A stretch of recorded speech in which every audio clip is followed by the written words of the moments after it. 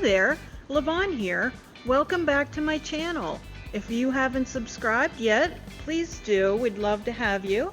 And if you hit the notifications bell, you'll be notified every time there's a new video. Today's video is part 2 of the Edith Noble Design dresser. Very bohemian. And here's where we last left you. Last week I had hand painted the design. So here's where I started this week, with some twine, some dowel, and some wooden beads.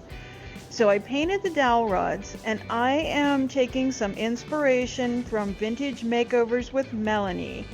Please subscribe to her channel and check her out. She's amazing, and I'll put the link at the end screen. So I cut a lot of the twine, and I simply used Dollar Tree twine, and I had the other things laying around here. I did drill into the dresser and made a little bit of a mess, but it was pretty sturdy, so I used some Dixie Belle mud to patch it up, and I'm waiting for that to dry, and I'm doing the macrame.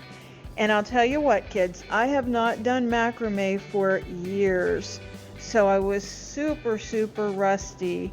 It never was something I did a lot of, but definitely once you get the square knot in your head, it never leaves you. And also the lark's head knots that you put the strings on with the cords. So literally I'm working with jute twine, so it's a little bit difficult to work with because it's uneven widths of twine. It's not a smooth cord. The only good thing I can say is there was less slipping. The cords weren't like coated, and the knots didn't fall apart easily. So it took me a while. I'm showing you the good parts because it took me a while to remember how and to get all my strings straight. But that's what it looked like when it was finished. Now I had conflicting opinions. I even showed Edith and I showed my husband, and I kind of liked the long curls, but then there was something I did not like. So I put plain knobs on there and I still wasn't feeling it. So I decided to give it a haircut. I had a friend in and I asked her opinion.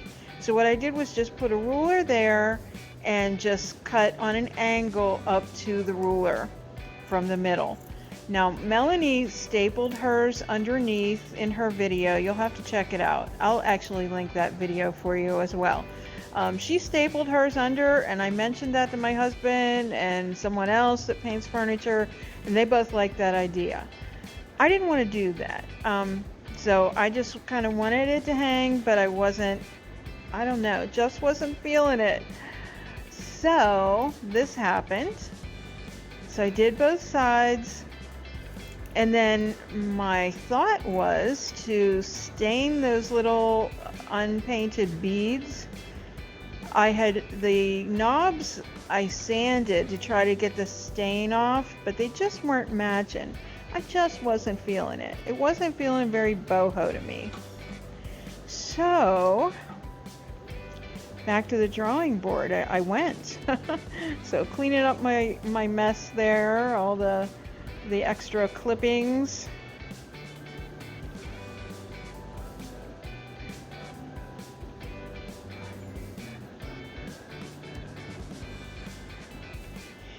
And here's what ended up happening.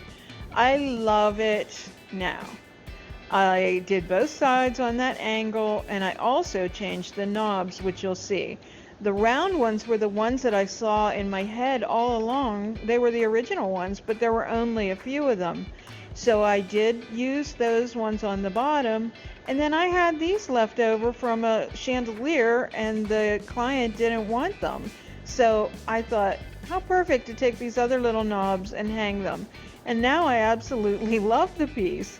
So I want to thank you so much for watching, and I always use Dixie Belle products, and if you're looking for those, the link will be in the description box. I also hope you visit us on LaVintageDecor.company, on Instagram at LaVintage Decor, and on Facebook we're LaVintage Decor Altoona. Stay well.